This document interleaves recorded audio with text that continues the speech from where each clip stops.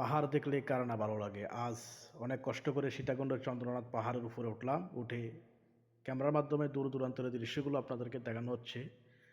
অনেক দূর দূরান্ত থেকেই অনেক পর্যটন এখানে আসছে। কেউ গাজীপুর, কেউ ঢাকা, কেউ ফেনী, কুমিল্লা, নোয়াখালী অনেকের সাথে আলাপ হয়েছে। অনেক দূর দূরান্ত পঞ্চগড়, নীলফামারী, বগুড়া, ঠাকুরগাঁ দূর দূরান্ত থেকে অনেক লোক আসে এখানে এই পাহাড়ে দেখার জন্য, ঘোরার জন্য। অনেকে পিক তুলতেছে, অনেকে ভিডিও করতেছে, অনেকে শীতল বাতাসে ছোঁয়া নিচ্ছে। দেখেন আসলেই বাংলাদেশে বিশাল বিশাল পাহাড়ের উপরে উঠলেই এই ধরনের সৌন্দর্য দেখা যায় দুই চোখে।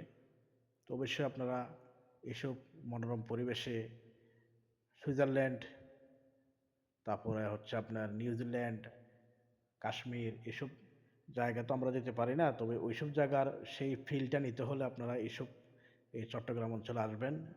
খাগড়াছড়ি, রাঙ্গামাটি, বান্দরবান এই জায়গাগুলোতেই বিশাল বিশাল পাহাড় আছে। পাহাড়গুলোতে আসলে আপনারা ওইসব দেশের সেই সিনারিগুলা ফিল করতে পারবেন। তো আমার এই ভিডিওটি কে কোন জায়গা থেকে দেখছেন অবশ্যই কমেন্টে বলে যাবেন।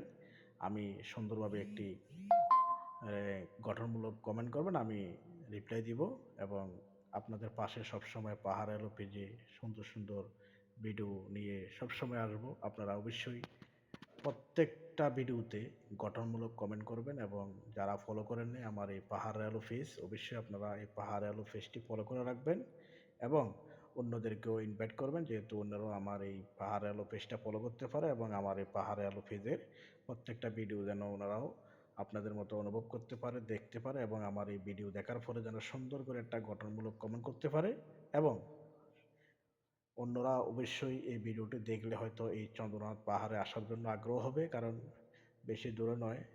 আপনারা গাড়ি যোগে সীতাকুণ্ডে আসলে হবে, সীতাকুণ্ড থেকেই কলেজ রোড হয়ে এই চন্দ্রনাথ পাহাড়টি।